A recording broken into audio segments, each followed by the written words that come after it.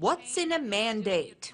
Having failed to reach international consensus on Syria, It's been a complete waste of time. Washington prepares to act around the UN.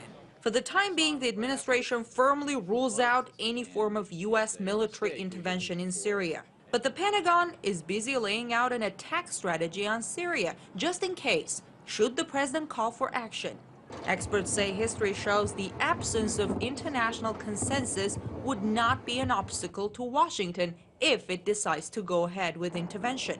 The United States sees the UN as a tool of convenience. If the UN is supple and going along with the United States, then the United States is fine to have a UN sanction for its actions. But when the UN and the people of the world or the countries of the world resist, then the United States says the UN is unwilling to do its job and then uses other instruments like NATO or other military arrangements. They did that in the case of Yugoslavia. They did that in the case of the Iraq War. Whenever the UN doesn't go along, the U.S. then says, well, to heck with the UN, we'll use some other instrument for the exercise of American power.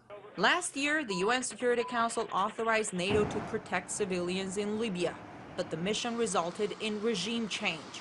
The Libyan authorization of force was very specific, and it didn't authorize regime change, and the countries that partook in that operation, including the United States, far exceeded the UN mandate in that operation. I think that's symbolic of the fact that these UN mandates really aren't meaningful in the terms of international law. It's just the reality of it. NATO countries have flooded Libyan rebels with weapons despite a UN arms embargo. The U.S. government wants the UN, but they want the UN to do the U.S. bidding. The way the United States uses the United Nations in regard to the Israeli-Palestinian question is very emblematic. When the United Nations passed resolutions, which it has done repeatedly, demanding that the Israelis get out of the West Bank and earlier Gaza and earlier the Sinai, the United States didn't enforce those resolutions. They didn't demand that they be enforced. When it came to the United Nations saying that Palestinians have a right to be a recognized state, the United States acted as if there was a crime against humanity that the United Nations dared take up the issue of Palestinian rights. We can see here a manipulation of the United Nations. When it does what the United States wants, fine, but when it stands with the Palestinian people, which it has repeatedly over and over again, then the United States government, Republican or Democrat, found a way to condemn the United Nations.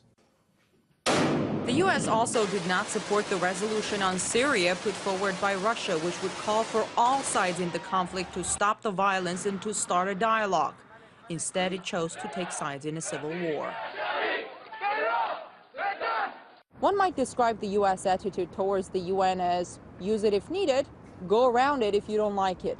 But while an a la carte approach to the world body might suit Washington, it makes for a bad recipe for world stability. I'm Ganesh Chekan reporting from Washington, RT.